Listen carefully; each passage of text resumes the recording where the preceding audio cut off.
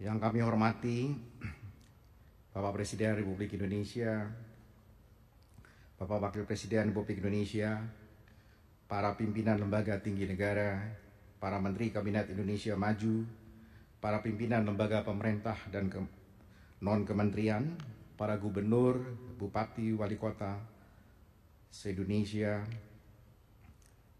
serta para peserta Musrenbang Nas.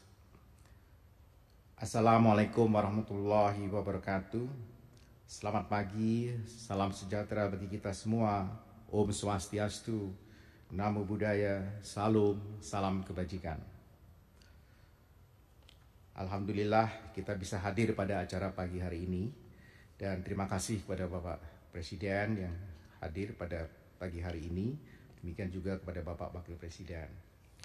Bapak Presiden, Bapak Wakil Presiden, dan hadirin yang kami hormati. Seperti kita ketahui bahwa kita masih menghadapi tantangan penting untuk melakukan percepatan pemulihan ekonomi sebagai dampak pandemi COVID-19 yang dihadapi oleh hampir semua negara di dunia. Dan akhir-akhir ini konflik Rusia dan Ukraina juga menimbulkan berbagai permasalahan baru, termasuk antara lain gangguan rantai pasok, peningkatan harga komoditas, energi utamanya, dan lain sebagainya. Di tengah-tengah tantangan pembangunan baik di tingkat regional dan global yang kecil, alhamdulillah perkembangan jumlah kasus COVID-19 di tanah air kita menunjukkan kecenderungan yang terus menurun dan terkendali. Berbagai indikator penting pembangunan juga terus menunjukkan perbaikan. Hal ini membangkitkan optimisme bagi kita semua untuk melakukan percepatan pemulihan dan tumbuh sehingga mampu menuju transformasi ekonomi yang inklusif dan berkelanjutan. Untuk itu, pelaksanaan Musrenbang tahun ini menjadi sangat penting sebagai upaya menghasilkan rencana kerja pemerintah tahun 2023 yang responsif, adaptif, dan mampu merespon tantangan yang sedang kita hadapi bersama.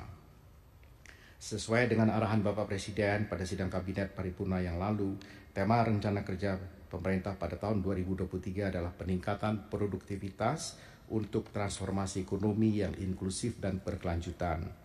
Tema RKP ini tentu akan dijabarkan lebih lanjut ke dalam 7 prioritas nasional sebagai fokus pembangunan di tahun 2023. Target sasaran pembangunan dalam rancangan awal RKP tahun 2023 adalah pertumbuhan ekonomi 5,3 hingga 5,9%, tingkat pengangguran terbuka antara 5,3 hingga 6%, rasio Gini 0,375, penurunan emisi gas rumah kaca 27,02%, indeks pembangunan manusia 73,31, tingkat kemiskinan 7,5%, dan nilai tukar petani 103 hingga 105, nilai tukar nelayan 106 hingga 107. Dalam rencana kerja pemerintah tahun 2023 telah ditetapkan juga beberapa major project yang memiliki peran signifikan dalam mendukung capaian prioritas nasional, dan dalam menyusun major project ini diperkuat dengan penerapan mekanisme clearing house perencanaan untuk menjamin kemanfaatan output pembangunan bagi masyarakat, sehingga bukan hanya share tetapi deliver. Beberapa major project tersebut adalah kawasan industri prioritas dan smelter, pengelolaan terpadu UMKM, food estate, destinasi pariwisata, akselerasi pengembangan energi terbarukan dan konservasi energi, reformasi sistem perlindungan sosial, reformasi sistem kesehatan nasional, pendidikan dan pelatihan vokasi untuk industri 4.0, percepatan penurunan kematian ibu dan stunting, wilayah adat Papua, pembangunan ibu kota Nusantara, jaringan pelabuhan utama terpadu, transformasi digital, serta pembangunan fasilitas pengolahan limbah B3. Salah satu kunci penting juga adalah transformasi ekonomi, yaitu memastikan terjadinya transformasi digital di Indonesia.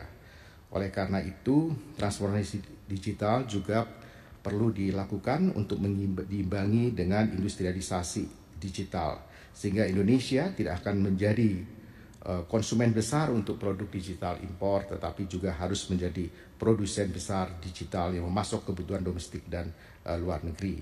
Karena itu, Bappenas telah menyusun peta jalan industri digital Indonesia sebagai bagian dari transformasi ekonomi Indonesia. Bapak Presiden, Bapak Wakil Presiden, dan hadirin yang saya hormati, bahwa penyusunan RKP tahun 2023 telah melalui satu proses yang secara rutin telah kita ikuti dari tahun ke tahun, dan selanjutnya kegiatan ini akan dilanjutkan dengan satu pelaksanaan yang melibatkan seluruh kementerian, lembaga, dan pemerintah daerah, sehingga serangkaian kegiatan ini dapat menghasilkan dokumen perencanaan yang menjamin sinergi seluruh pelaku pembangunan antar instansi pusat dan daerah serta pemangku kepentingan lainnya.